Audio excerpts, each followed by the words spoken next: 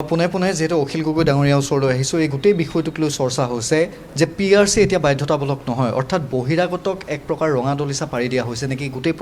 প্ৰক্ৰিয়াটোক লৈ আপোনাৰ প্ৰতিক্ৰিয়া মানে এইটোক কয় এদেও দুদেও লুটানিয়া চেল সৰ্বানন্দ সোণোৱাল চৰকাৰৰ দিনতেই যেতিয়া LP স্কুলত মাজুলীত আহি যেতিয়া বিহাৰৰ কেণ্ডিডেটে অসমীয়া ভাষা নজনা মিচিং অঞ্চলত যেতিয়া হিন্দী ভাষী এজনে যেতিয়া জইন কৰিছে বা বেলেগ বেলেগ ঠাইত যোগদান কৰিছে তিনচুকীয়াতো যোগদান কৰিছে এটোৰ বিৰুদ্ধে আমি তেতিয়া প্ৰতিবাদ কৰিছিলোঁ আৰু কৈছোঁ যে বিজেপি চৰকাৰে জাতি মাতি ভিত্তিক নামানে এওঁলোকে এক দেশ এক ভাষা এক দেশ এক ধৰ্ম এক দেশ এক শাসন ব্যৱস্থা এক দেশ এক চাকৰি এক দেশ এক কৰ ব্যৱস্থাত মানে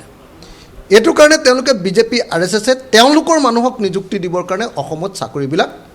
সৰ্বভাৰতীয় কৰিব কৈছে তেতিয়া আমি কৈছিলোঁ এতিয়া দেখা গ'ল যে আনুষ্ঠানিকভাৱে এতিয়া এবাৰ নিৰ্দেশ জাৰি কৰিলে যে শিক্ষা বিভাগৰ প্ৰফেচাৰেই হওক প্ৰবক্তাই হওক বা আপোনাৰ তৃতীয় শ্ৰেণীৰ চাকৰিয়ে হওক বা চতুৰ্থ শ্ৰেণীৰ চাকৰিয়ে হওক তেওঁলোকৰ কাৰণে অসমত থকাৰ স্থায়ী প্ৰমাণপত্ৰ নালাগে তাৰমানে অসমীয়া মানুহ নহ'লেও হ'ব বাহিৰৰ পৰা মানুহক আনি আমদানি কৰিবৰ কাৰণে এতিয়া এই ব্যৱস্থা কৰিছে আমি ইয়াৰ তীব্ৰ বিৰোধিতা কৰিছোঁ যি সময়ত অসমৰ মানুহে দাবী কৰি আছে যে ভাৰতৰ চাকৰি ভাৰত চৰকাৰৰ চাকৰি তৃতীয় শ্ৰেণী চতুৰ্থ শ্ৰেণীৰ চাকৰি অসমীয়াৰ কাৰণে সংৰক্ষণ কৰিব লাগে অসমৰ মানুহৰ কাৰণে সংৰক্ষণ কৰিব লাগে সেই সময়ত অসমৰ চাকৰিকেইটা অসমৰ ৰাজ্য চৰকাৰৰ চাকৰিকেইটা আকৌ সৰ্বভাৰতৰ কাৰণে মুকলি কৰি দিছে সেইকাৰণে এওঁলোকে জাতি মাতি ভিত্তিত যে বিশ্বাস নকৰে এওঁলোকৰ যে ধান্দাটো অসমখনক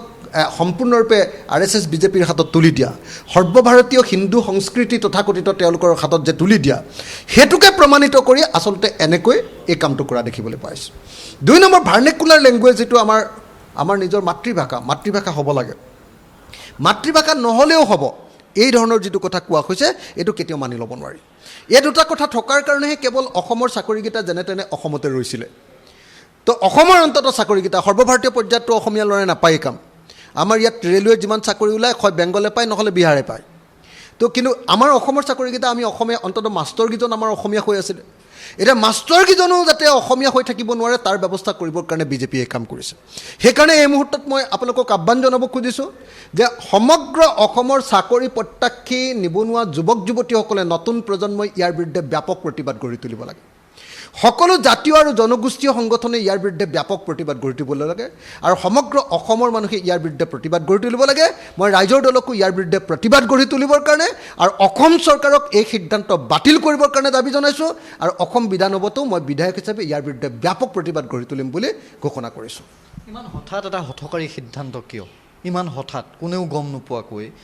হঠাৎ এই হঠকাৰী সিদ্ধান্তটো কিয় বুলি মানে হিমন্ত বিশ্ব শৰ্মা নিজে এজন হঠকাৰী মানুহ হিমন্ত বিশ্ব শৰ্মাই এজন আত্মসমৰ্পণকাৰী দিল্লীৰ ওচৰত তেওঁ পূৰা নতজানো তেওঁ আত্মসমৰ্পণ কৰিলে চাৰেণ্ডাৰ্ড মানেতো আৰু একো নাথাকে দিল্লীৰ ওচৰত তেওঁ নিজৰ কেৰিয়াৰৰ কাৰণে যিধৰণে চাৰেণ্ডাৰ কৰি দিছে যিধৰণে তেওঁ দিল্লীৰ ওচৰত নতজানো হৈ দিছে নৰেন্দ্ৰ মোদীক ভাল লগাবৰ কাৰণে অমিত শ্বাহক ভাল লগাব